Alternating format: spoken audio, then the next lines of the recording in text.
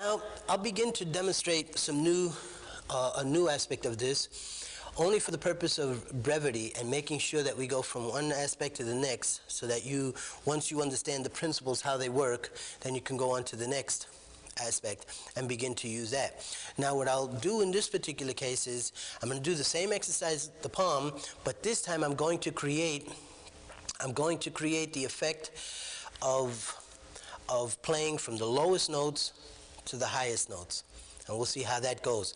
Some of it will look a little strange because since I'm not holding the horn and for the sake of the camera, I'm trying to create the effect, and I want you to see exactly what's taking place. If it sounds a little strange, that's okay.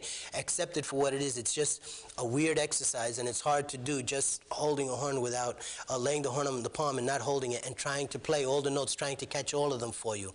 I'm deliberately doing this. This isn't an exercise that we generally do, but I'm doing it for the purpose of throwing it out to you so that you can see what is possible by holding the horn on the palm and what does result from doing this extreme high register exercise.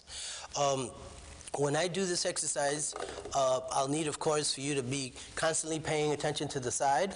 Watch what it is I'm doing. Watch the position that I'm in, and notice that I'm using a tremendous amount of air compression.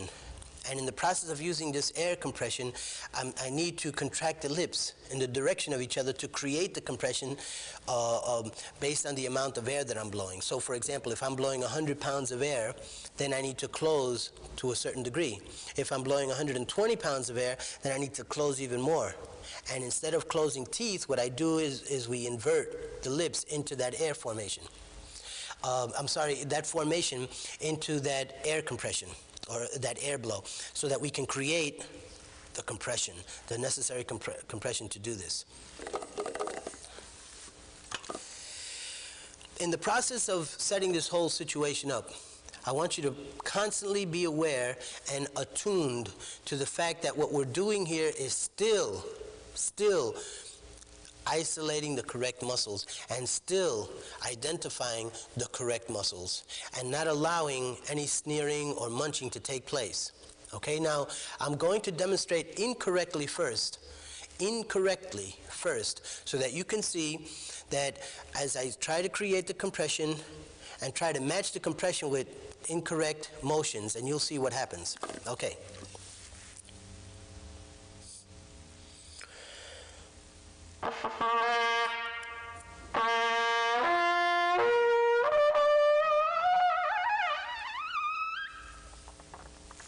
Okay?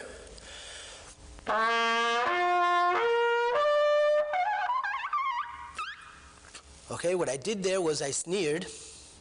That caused me to pull the top lip above the top teeth. The bottom lip chases the top lip. That makes the whole unit come up. That's munching. The sneering causes me to pull out so that the corners are no longer effective. Okay, I'm hesitating for a second just so that you can grasp that.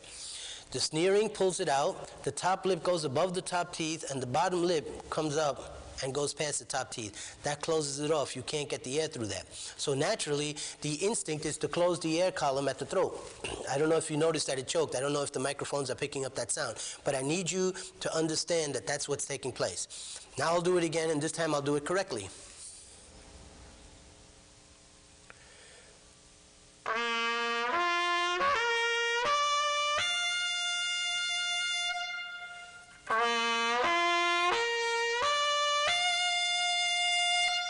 Okay, now notice that the sound stays free, open, and big, nothing cut off. Now, try to understand, again, I keep using that term, try to understand, because the person watching may not be understanding exactly what it is I'm doing. We're building air compression by contracting the lips and creating a tighter and smaller aperture based on the aperture behind the lips, which is the teeth opening. So there's underneath the lips, the skeleton is actually staying open. Okay? Now what I'll try to do, I'm going to try to take it to the total extreme. I'm picking low C as an arbitrary note just to use as a barometer so that we keep coming back to the same note. I'm going to try to play from low C up. I'll add a third, I'll add another third, I'll add another third, until we get to around double C's and the triple area. Okay, like I said, it's a little extreme, it's a little weird, but it's worth it to see it. It's worth it once you understand what the possibilities are. Just by seeing this and understanding what the possibilities are, you'll see how worthwhile the original exercise is. Okay, so again, as I say, I'm picking low C arbitrarily. There's no reason why I'm using it, I'm just starting there.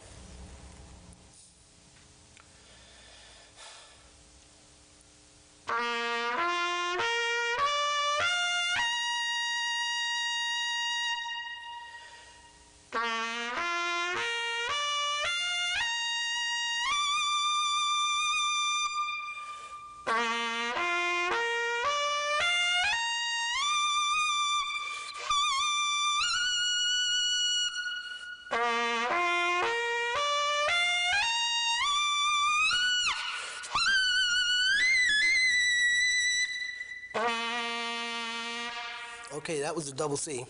And as you can see, each time I did that, I went all the way back down and added a third.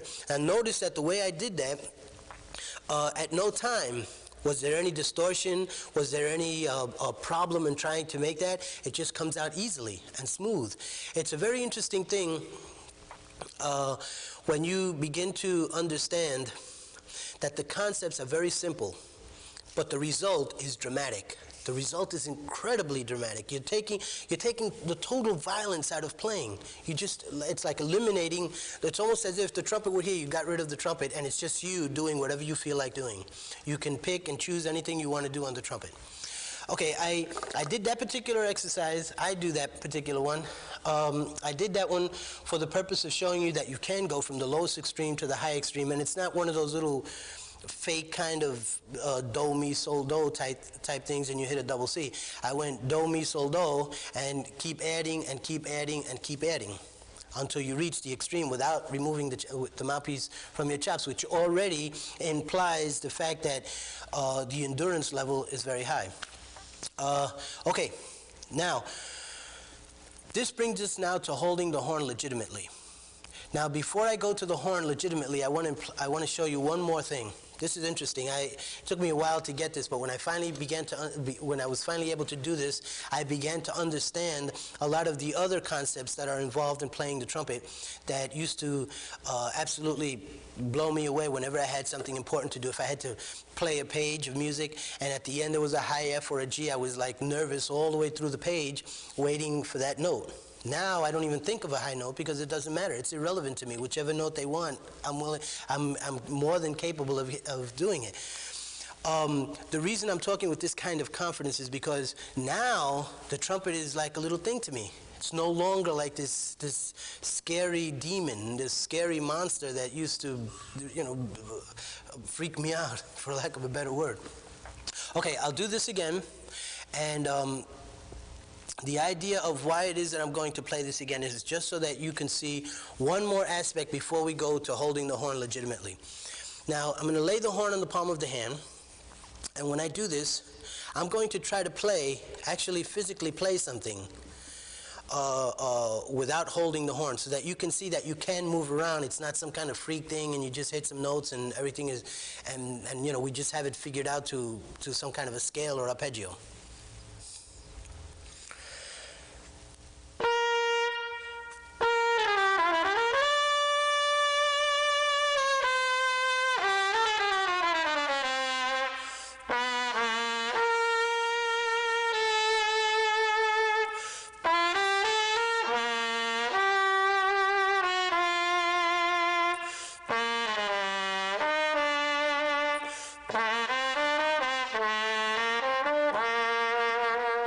Okay? Now the reason I did that and I used my hand in order to press the valves, you can see that I can get the same full open tone laying the horn on the palm as if I were holding the horn legitimately. And that's like magic.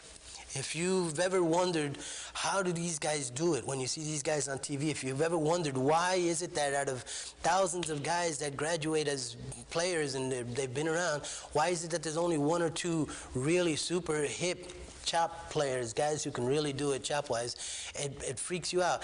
And when you see what I just did, think about that, absorb what I just did, and you'll realize that with the same exact volume that you would play holding the horn legitimately, yes, you can hold the horn on the palm of your hand and play with that same amount of relaxation, with that same amount of comfort and ease that you just saw me do that with. Now, I deliberately played the instrument loud to give the effect of holding it legitimately. Okay? Now we go to the next thing. The next aspect involved in this is now we're going to hold the horn legitimately. That is to say, holding the horn correctly and fingering. And we're going to play arpeggios starting on F sharp, not for any specific reason other than I want to do the positions and show you an exercise to do every day. This exercise, what we do is we start out first with F sharp to F sharp, F-A-C-E, F-A-C, F sharp, and then G and A flat, etc. We do it first slurring it, and then we do it attacking it. For those of you who are ready to ask that question about what about the attacks, well, here they come. On the slurs, we just hold the horn legitimately, keeping in mind that what we're concerned with is the corners and position, teeth aperture, and lip contraction in the direction of each other. Now, keeping that factor in mind, this is what the purpose of this exercise is for, to be able to climb and keep climbing without any fear or worries about the chops falling apart. Okay, let's try it.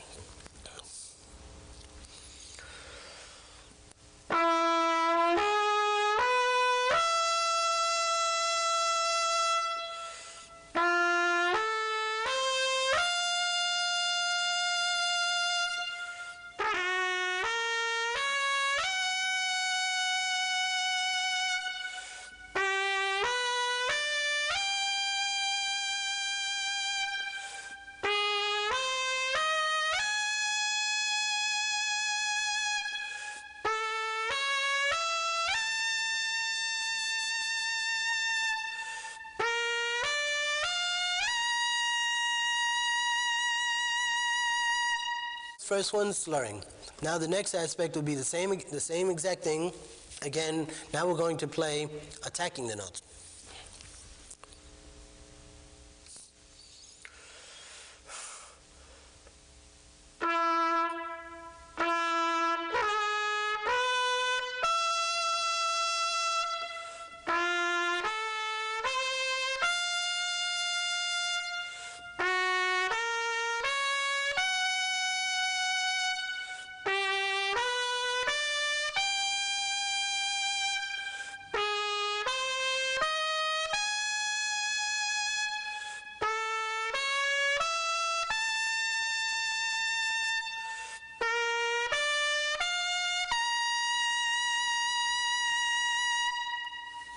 That sounds okay.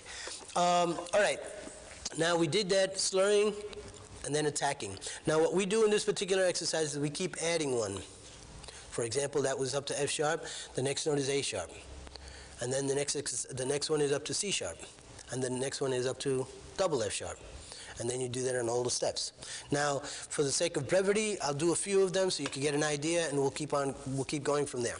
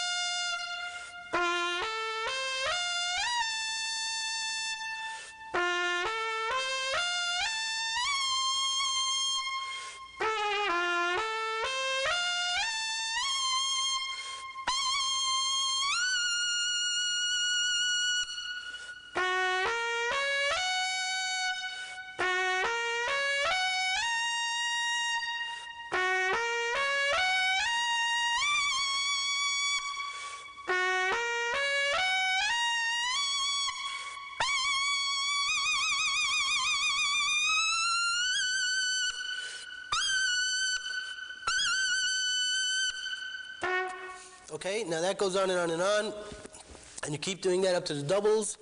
And the idea, again, of this particular exercise is to be aware and constantly focus on the fact that the correct muscles in the position are the ones that are allowing us to be able to keep taking that all the way up.